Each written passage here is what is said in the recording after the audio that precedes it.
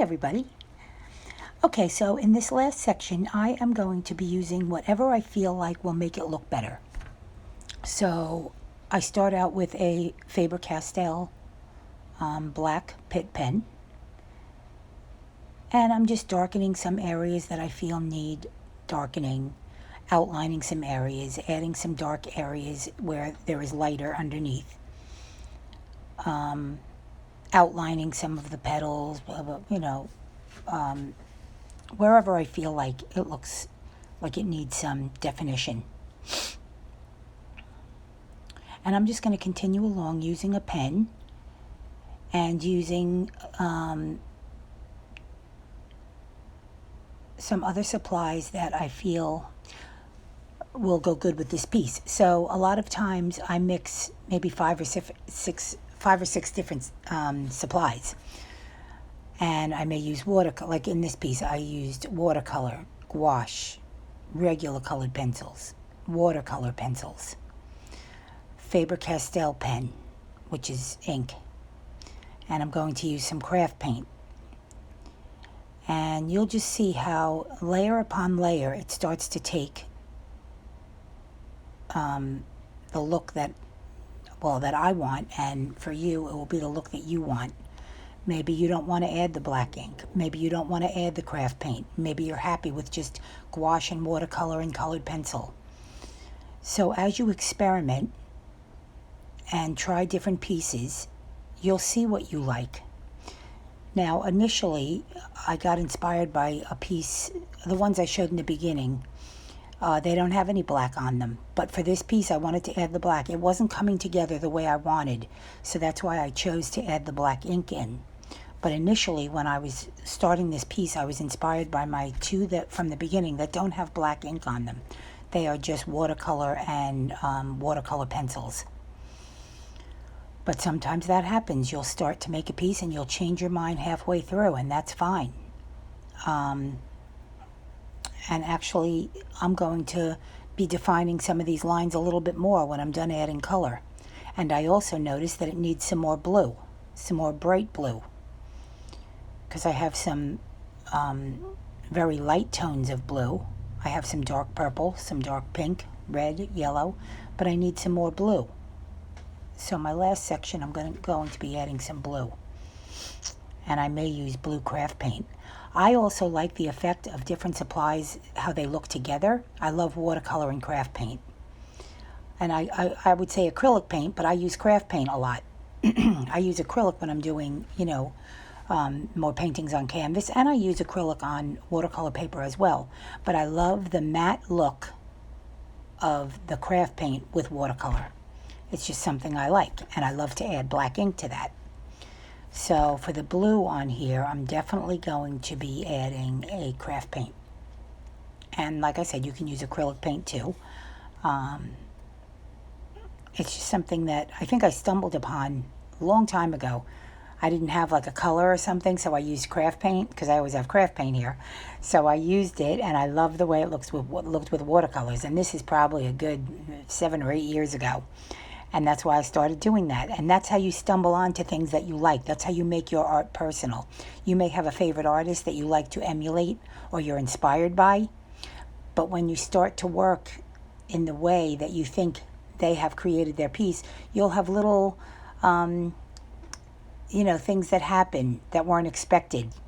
And you'll try something because you don't have another supply, and you'll like it. And that's how you define and get to your own place of your style. Everyone asks it, well, how do you find your style? You find it by creating a lot of work and going with the flow of things that happen along the way that you like. Someone else may hate watercolor and craft paint. I just happen to like it. And that is part of how I've defined my style. In some of my paintings, you'll see that I have watercolor and craft paint and ink. So, like this piece I said before, it started with an inspiration from my other pieces, but it turned out very different. So, that's kind of great when that happens that way. And look for those moments, because that's how you find your own style.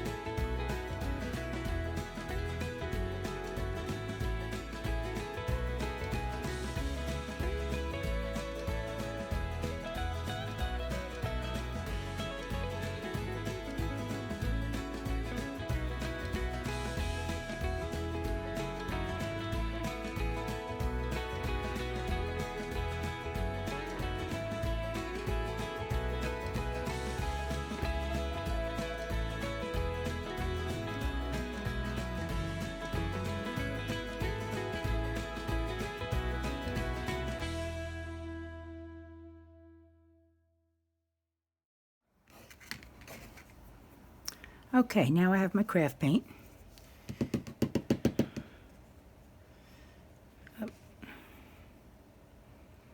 And I am just going to add it where I feel like it will look the best on some of the areas in the flowers. Now you see some of the paint went over the black line here. When I'm done, I'm going to go over that with my black ink pen. And it's fine now. You don't have to worry if you go over it when you're painting, because the black ink covers pretty much everything.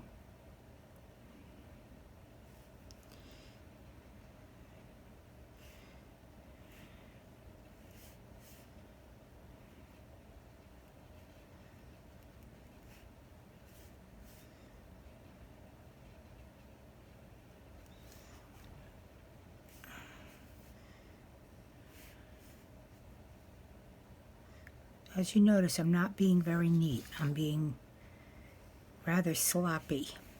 And it's fine, because that's the kind of piece this is. It's just a fun, many supply, fun piece.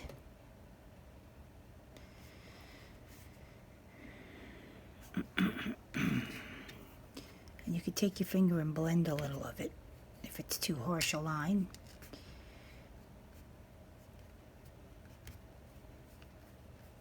Yeah. And I'll just do little highlights here and there with the blue. Here's a nice area to add a chunk of blue.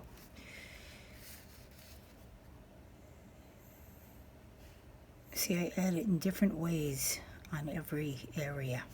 I don't just do the outline, I don't just do inside. I just add it wherever I feel like it's going to look good.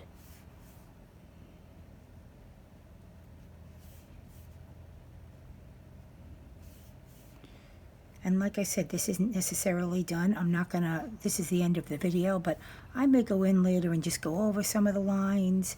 I may add a few extra marks, pretty much like I'm doing right here.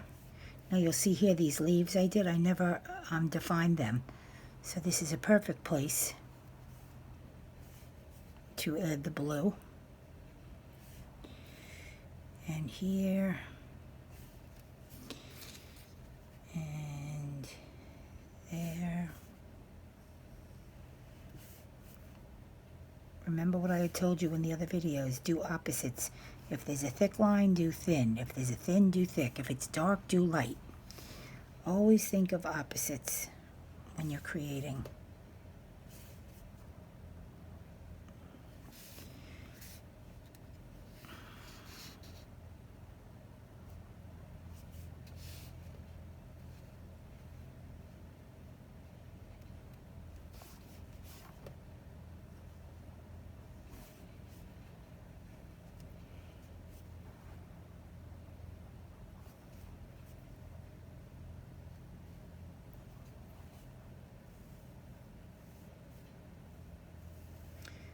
I also like this kind of style because even though there's a lot of layers, you can see everything underneath. You can see in little areas where I did the watercolor pencil.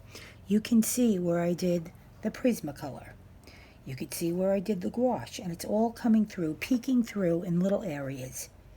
And I love that whole effect. So someone, you may ask, well, why are you doing so many layers? Well, that's why. Because I like to see things underneath coming through.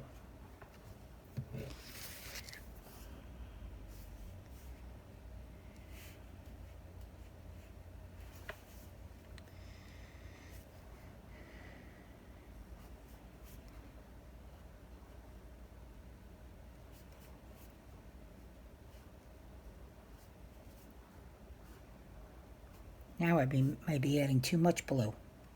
I'm noticing I may have put too much blue, but I can always go back in later and go over. I think the blue here is too much, but that's okay because I can go in later and put another color over it if I want.